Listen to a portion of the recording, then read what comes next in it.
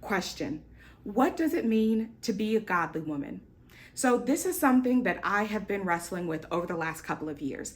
And the question came up because I was looking at what I was being told, what I was being taught, and I was getting the impression that a godly woman, a woman of God, is someone who is quiet. She speaks properly, only speaks when spoken to, walks two steps behind her husband, is a very meek, mild kind of person, always in pink, incredibly feminine presenting, always proper, is at home, she's cooking, she's cleaning, she's caring for home, and that is the extent of what it means to be a godly woman. And for me, I found a few difficulties with this narrative because I knew that that did not suit my personality, that did not suit how I feel or some of the goals that I have for life. And I was struggling because, of course, I want to be a good Christian and I want to be a good woman and I want to fit what God has created me to be. But the things that were being presented weren't adding up for me. So I decided to take a journey and look through the text and say, okay, what is God actually talking about? Because what I'm being taught versus what I'm living, the math isn't mathing. So I decided to go back to the beginning and I said, let me take a look at Genesis and let me take a look at how women were created and see what God's initial intention was.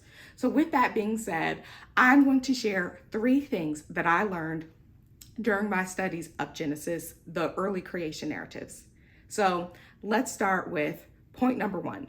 So looking at Genesis 1-2, we will see that the Spirit of God hovered over the water. And so as I was looking at that point, and as I was, doing my studies, reading my commentaries, I started to notice that the pronouns for the Spirit of God were feminine pronouns.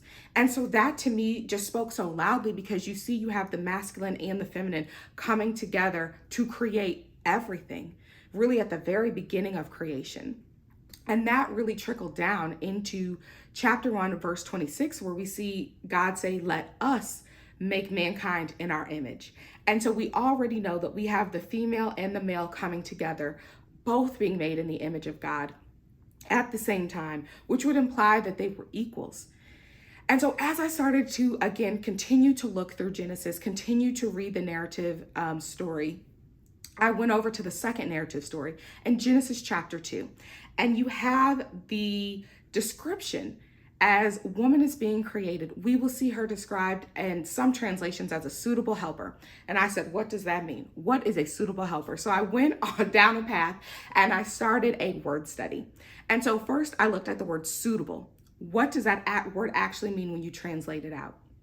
And so suitable means like, in the same way as, opposite, in front of, and on the other side.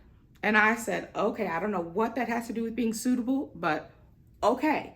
So we know that woman is the opposite. She's like, which means that she is similar, and she's in front of or she's on the other side, which when I hear that, it sounds like the parallel. It sounds like she's parallel to man. And then I said, okay, what does helper mean? And how does that translate? And of course, it's important to look at translations because when you're taking things from one language to another, sometimes things are lost.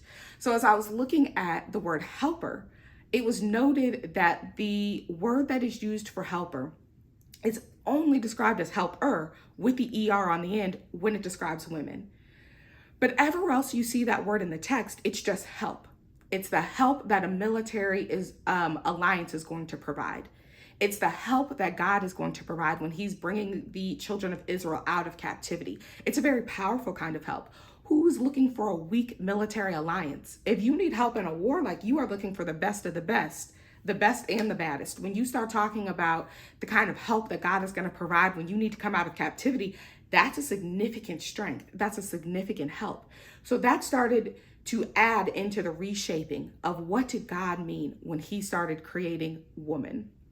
And then last but not least, going to point number 3, I had to take a look at the curse. So I went over to Genesis chapter 3, and in verse 16, we see that God says that woman will have pain in her childbearing. She will have a desire for her husband, and that her husband will rule over her. And so first I took a look at the concept of childbearing. And again, looking at translations, because when you're moving things from one language to another, some things can get lost.